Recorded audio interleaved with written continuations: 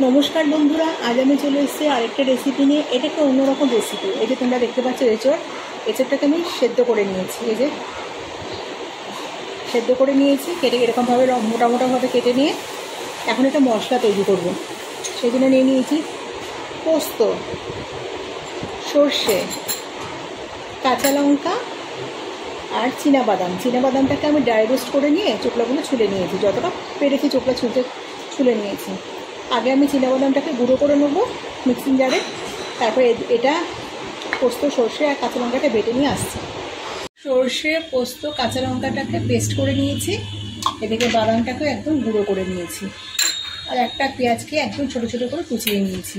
কড়াইয়ে সর্ষে তেল দিয়ে দিয়েছি। তেলটাকে একটু পুরো কড়াইয়ের মধ্যে ছড়িয়ে নেব। বন্ধুরা এইভাবে একবার এঁচড় খেয়ে দেখবেন। এখন আর এঁচড় খেতে ভালো লাগে না, খেতে খেতে বোর হয়ে গেছি, তাই একটু অন্যভাবে রান্না করছি। এটা কিন্তু খেতে খুব খুব টেস্টি হয়। এবার আমি এঁচড়গুলোর মধ্যে দিয়ে দেবো, সবগুলোই একসাথে দিয়ে দেবো।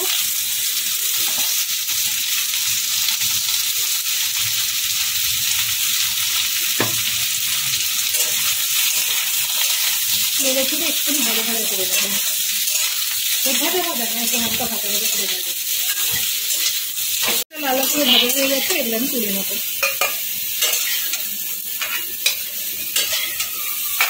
কড়াইতে সর্ষে তেল দিয়ে দিয়েছি, তেল গরম হয়ে গেছে। আমি কালো জিরা আর শুকনো লঙ্কাটা ফোড়নে দিয়ে দিলাম। ফোড়নটাকে একটু ভেজে নেব। ফোড়নটাকে ভেজে নিয়েছি। এবার কুচনো পেঁয়াজটা এর মধ্যে দিয়ে দিলাম। এটাও হালকা করে পেঁয়াজটাকে আমি ভেজে নেব।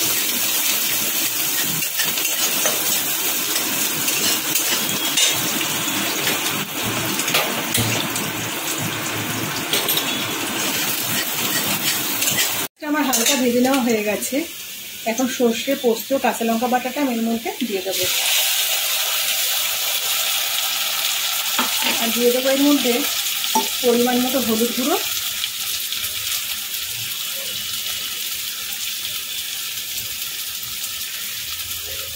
আর অল্প একটুখানি লঙ্কার গুঁড়ো। কাশ্মীরি লঙ্কা নয়, এটা এমনি লঙ্কার গুঁড়ো, লাল লঙ্কার গুঁড়ো। আর দেবো পরিমাণ মতো লবণ। আর আমি এখনো লবণের ব্যবহার করিনি। ভালো করে মশলাটাকে আমি ভেজে নেব।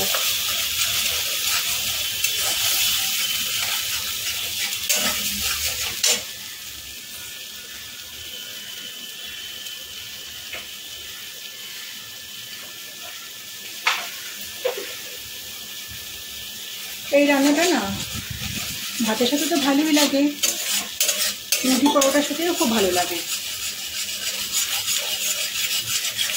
সর্ষে পোস্ত কিন্তু খুব বেশিক্ষণ ভাজতে হয় না। এটা দিয়ে আমি একটু জল দিয়ে দিলাম এর মধ্যে।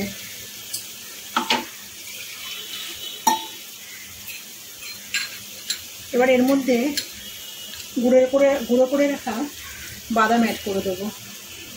পুরোটা আমার লাগবে না, আমার বেশি করেই করা হয়েছে, দেখি লাগবে দিয়ে দেবো।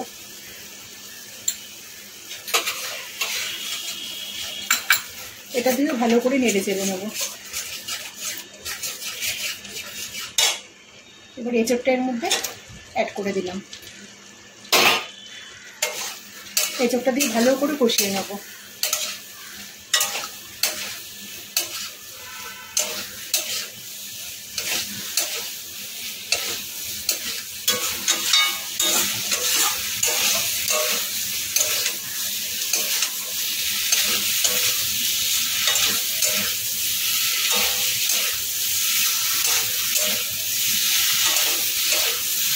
এবার আমি এর মধ্যে জল দিয়ে দেবো,